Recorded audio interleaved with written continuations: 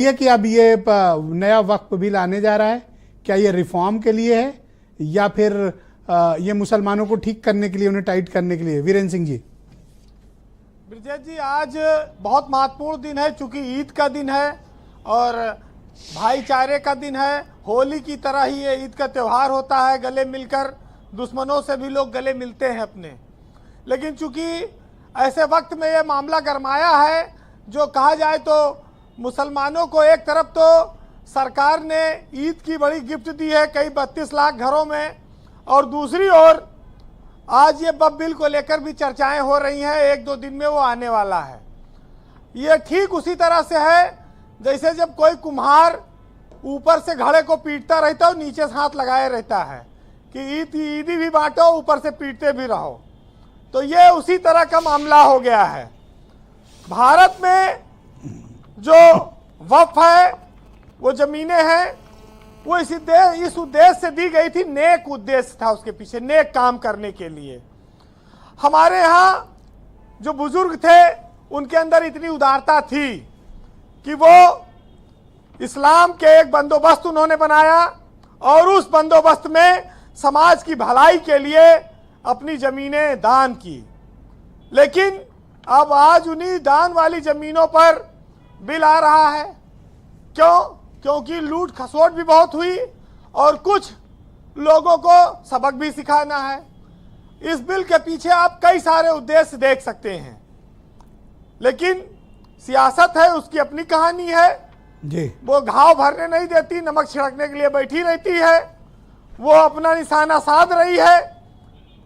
ये निशाना अगर आप देखिए तो गरीब मुसलमानों पर नहीं है, ये उन मुसलमानों पर है जो नेता है, ठेकेदार हैं, वक्फ बोर्डों में बैठे हैं, सुन्नी में, शिया में, और जमीनों का मुआवजा खाते हैं, किराया खाते हैं, कब्जा खाते हैं, और करोड़पति शहरों की जमीनों से बने बैठे हैं। आपने नाम लिया जी। जब शहरों में, हिंदुस्तान में जमीन की कीमतें जैसे जैसे बढ़ी आज़ादी के बाद से, उन पर कब्जा होने शुरू हो गए। जो चालाक लोग थे वो बोर्डों में घुस आए।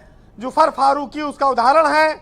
आज उनके बारे में चर्चा होती है कि तुर्की और इस्तांबुल में उन्होंने तमाम सारी संपत्तियां खरीदी हैं। लेकिन इतनी बहस के बावजूद आज तक उनका पासपोर्ट ना तो जब्त हुआ, ना तो चेक किया गया। जुफर फारूकी के पास इतनी अकूत संपत्ति कहां से आ गई?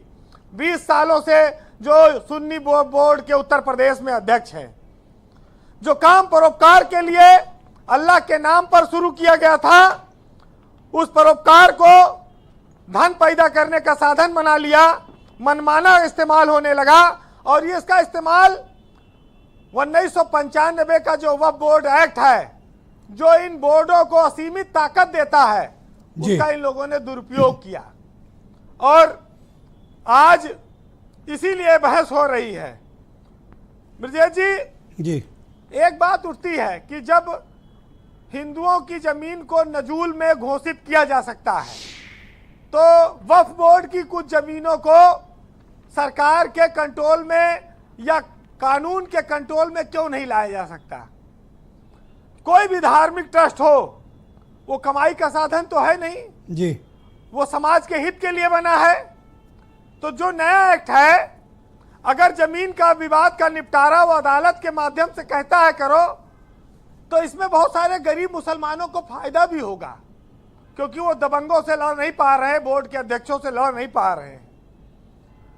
उत्तर प्रदेश में 1,15,000 वक्फ है संपत्तियां, और ये बात अलग है कि वक्फ बोर्ड में महिला शामिल हो, पुरुष शामिल हो, कैसे कौन हो, ये सब अलग सिस्टम है, इस पर ज्यादा विरोध नहीं करना है। लेकिन मुतवल्ली बनाने के नाम पर मुसलमानों के, गरीबों की जमीन पर कब्जा, शोषण, ये बहुत पुरानी कहानी है और इस कहानी से बाहर आना होगा। मैं ये नहीं कहता हूं कि ये किसी को चिढ़ाने के लिए है या किसी को परेशान करने के लिए है, लेकिन आपने जो बात कही कि समय के साथ हर कानून में तब्दीली आवश्यक है और वक्फ बोर्डों में भी अगर सुधार किया जाए तो इसमें कोई ऐतराज नहीं होना चाहिए। क्योंकि सब काम वक्फ नहीं करेगा बोर्ड कि वही जमीन आवंटित करे, वही जांच करे, वही तय करे कि कौन होगा, और वहां तक जिसकी पहुंच नहीं है वो छटपटाता रहे। बोर्ड में आप मेंबरों को मिलाकर चेयरमैन बन जाइए, सरकारें मजबूर हो जाती हैं, उनको हटा नहीं पाती हैं और वो 5 साल तक मौज करते हैं। इसका सबसे बड़ा उदाहरण आप देखिए, जुफर फारूकी हैं। तो भाजपा में वैसे एक नारा चल रहा है कि जय भीम जय मीम। तो अब ये बोर्ड की कुछ संपत्ति को इधर अब कब्जे में, सरकारी कंट्रोल में लाकर बहुत सारे मैसेज ये देना चाहते हैं। अब दे, वो सरकार के अधिकार में है, लेकिन कानून जब बनेगा तो बहुत सारी चीज़ें अच्छी भी होंगी, हर चीज़ बुरी नहीं होगी। क्योंकि ये जो अध्यक्ष और जो लोग, भाई ज़मीन आवंटित कर दो, दुकानें बेच लो, किराया खाओ और करोड़ों अरबों रुपया बनाओ। जिसकी ज़मीन है, जिसके परिवार में कोई नहीं है, मुतवल्ली तक नहीं बनाते उनको, लोगों को। बड़ी सारी कहानियां हैं, लेकिन कंक्लूड करें प्लीज।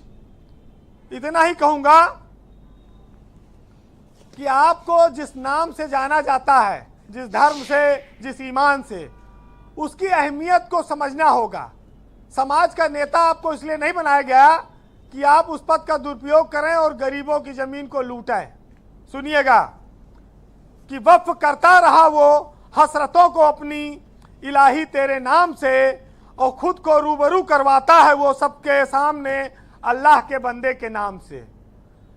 और बात, नाम तो एक पहचान है, बंदा जाना जाता है अपने काम से, और सब अल्लाह का करम है, वरना कौन जानता है तुझे तेरे नाम से।